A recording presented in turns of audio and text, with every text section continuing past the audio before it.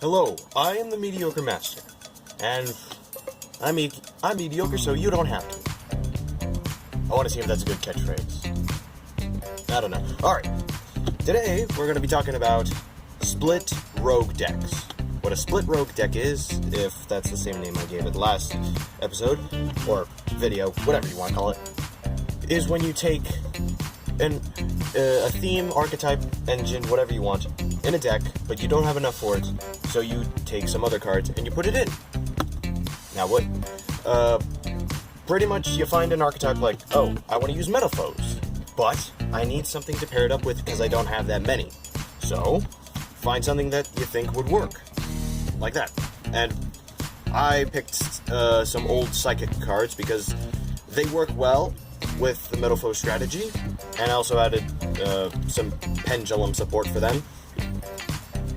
And what makes it different than a pure Mediocre deck is it has two different things running in it. So you could flip-flop your strategies during the duel. Like, I could be going purely Metaphors, but then you, like, then the opponent changes up their strategy, like, oh, now, if something is banished, I'm gonna get hurt or something. So I switch over to the Psychics. Pretty much what I did. Or do. Yeah. I can't speak today. For some reason. This is the extra deck that I use. Because why not? All Metaphor cards. Now, just for a little help, because I don't really have much to discuss, I'm going to give some advice on the Metaphors from my opinion as a rogue player. Metaphors are annoying to fight, but great to use if you enjoy Pendulum and Fusion summoning. How they work is most of them are built on being normal monsters, but also pendulums. And they all have the same effect in their pendulum effect. You destroy one other face-up card on the field and set one Metaphor spell or trap from your deck to the field. And if you set a spell card, you can actually activate it the same turn you set it. That's how the rules work. But there is one Metaphor who isn't a normal monster, and that's Bismugear, an awesome card.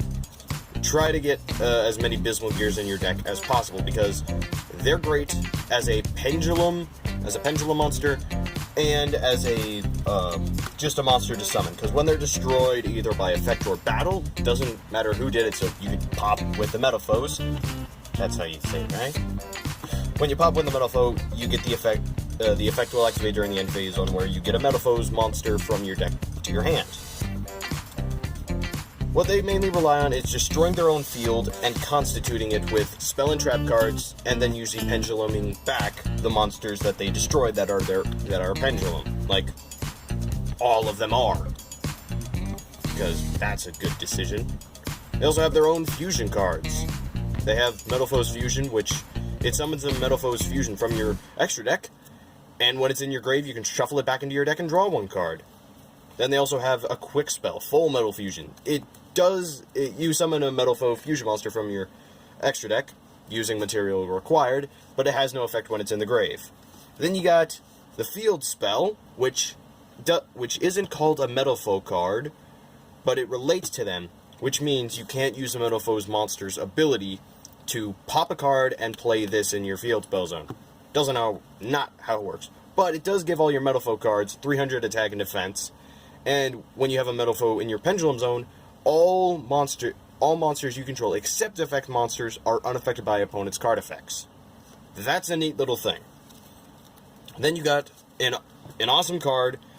I'd say always have 3 in your deck if you're playing Rogue. If you're playing Meta, you're most likely playing Zodiacs, and why are you here? But this, whenever a card on your field is destroyed, either by battle or card effect, you get to special summon one Metaphors from your deck. And that means if you set this on your turn, and then it's your next turn, you can pop one of your own things and activate this, getting a monster back pretty much what you cost it. And you can bring out one of the main deck tank, Volframe. 2,400 attack, 2,000 defense, just an utter beast. Level 7 as well, so you can pendulum summon it with a pendulum scale 8. Or, yeah. And has the second effect on when it's in the grave, you can banish it and return a Metaphors from your face-up extra deck to your hand. So say you say your Bismal Gear is destroyed, and since a lot of cards don't have a 0 pendulum scale, you can't bring back level 1 pendulums easily. So you use this to add it back to your hand. And with the new Link format coming out, that is going to be a saving grace, because then you can pendulum summon from your hand. So they're not going to completely die in the meta, but they are going to get shot. Then I have this. Whenever you fusion summon a Metal Foes monster, you get to special summon it, was it? Yeah, special summon a Metal Foes in your grave. Now that's how you typically play this card is you have it set. Then when you're fusion summoning, you activate it, and you usually use fusion material from your hand, like one from your hand and one from your field. Because then the Metal Foe will be sent to the grave, you get the fusion monster out, and then you bring one of the fusion materials back from the grave. Now the thing is, because they're mainly pendulums, this isn't really I'd say it's not really a good card to play if you're going like pure Metal Foes, and your cards rarely hit the grave, but when it does, this is a pretty good card. And that's pretty much the cards, Metal Foes wise. I'm not going to tell you about the other stuff, except this one, because this stuff is mainly made from older Psychic cards that most likely you don't have. But if you do have, good for you. Now, let's get on to their fusions, because I got nothing else to talk in this video. You got Adamantium, or at least he's supposed to be the element of it. You need a Metal Foes monster and one monster with 2,500 or less attack.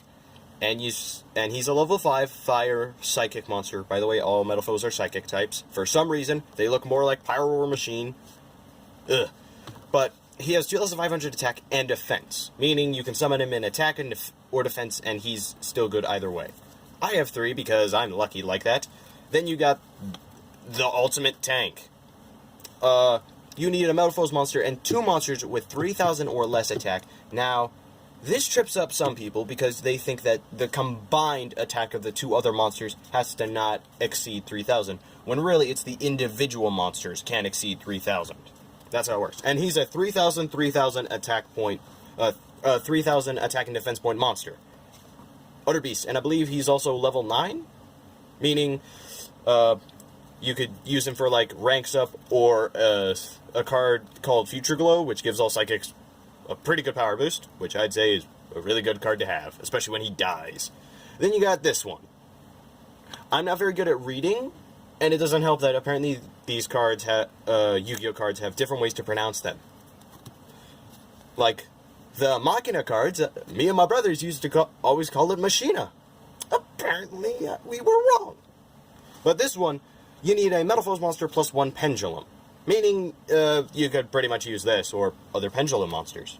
I was originally trying to put Metal Foes in a pendulum deck, when really, Psychics were a better option for me. What they do, you can target 2 Metal Foe cards in your grave, shuffle them back into your deck, and then, I don't remember if it's return or pop a card on the field. It's return 1 card on the field to the hand. So say one of your own cards is weak because of, like, an equip spell. You just return them to the hand. Easy peasy.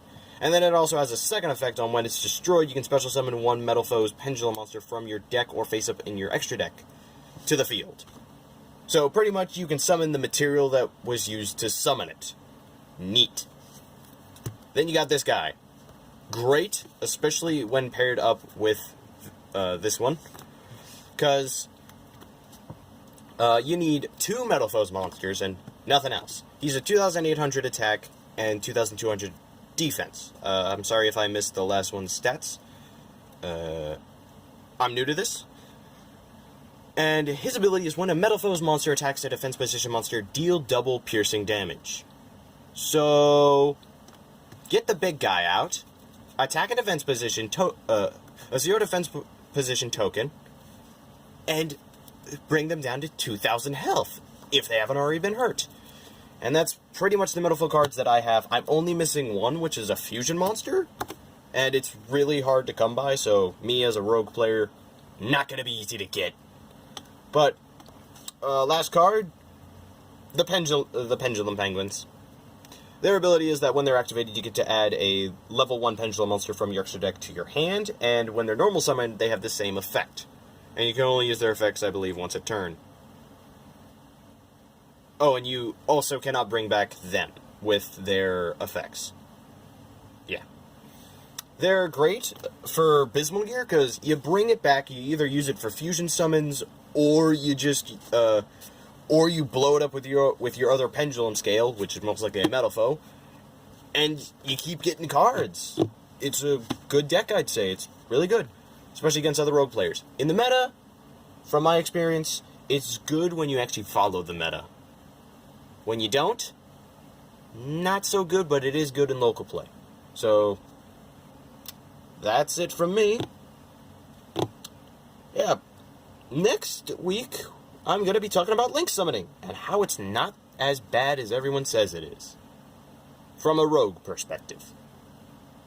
I am the Mediocre Master, and hopefully you enjoyed the video. Leave a comment and a like. Oh, and there's going to be a voting system up here on where you choose if you like me doing this kind of format where I just have this look, either than my previous look, and also which kind of deck is better, a pure or a split. See you later.